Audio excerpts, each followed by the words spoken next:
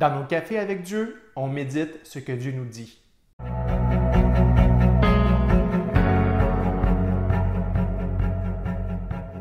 Quand je parle de méditation, je parle de réfléchir à ce qu'on vient de lire. Dieu n'a pas seulement parlé dans le passé, mais Dieu veut nous parler à chaque jour, à chacun d'entre nous.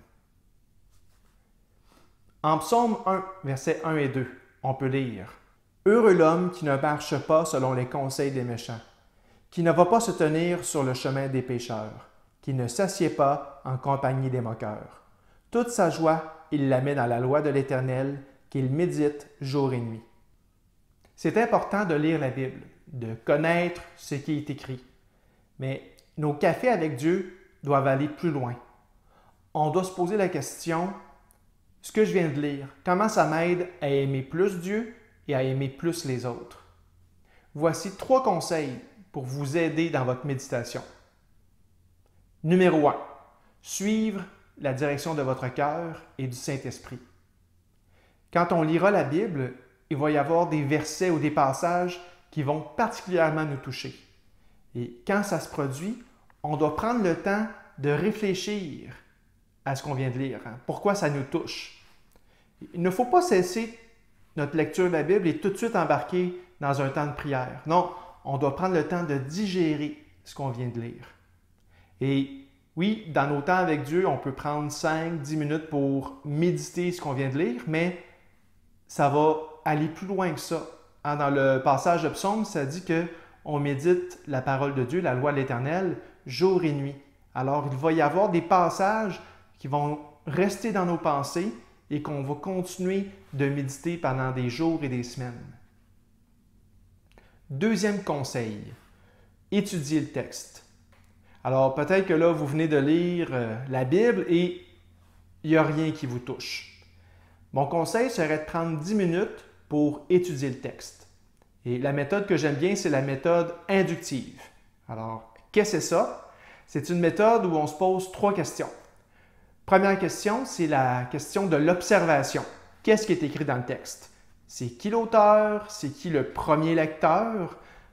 Est-ce qu'il y a des termes qui sont répétés? Est-ce qu'il y a des problèmes à régler? Des commandements à respecter? Donc, c'est quoi qui est écrit? On fait des observations. La deuxième étape de l'étude inductive, c'est l'interprétation. OK, qu'est-ce que le premier lecteur a compris de ce qui est écrit? Et ça, on peut répondre à cette question à partir des observations qu'on a faites dans la première étape.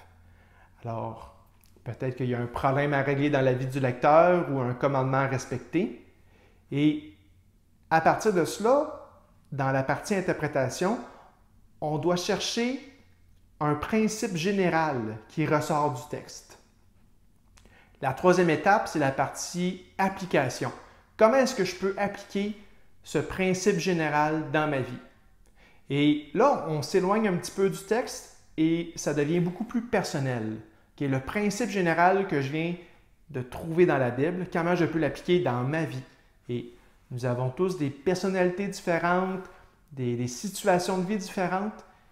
Comment est-ce que ce principe éternel qui se trouve dans la parole de Dieu, ça s'applique aujourd'hui dans ma vie à moi? Mon troisième conseil pour la méditation, c'est d'utiliser des outils.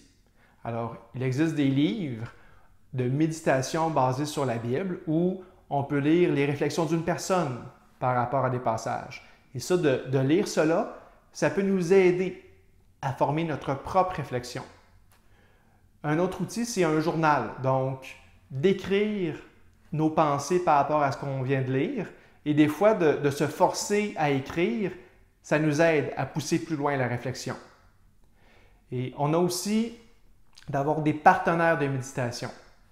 Par exemple, il y a une certaine période de ma vie où, quand je lisais la Bible, j'écrivais un courriel à d'autres croyants où je partageais ce que j'avais lu et c'était quoi mes pensées.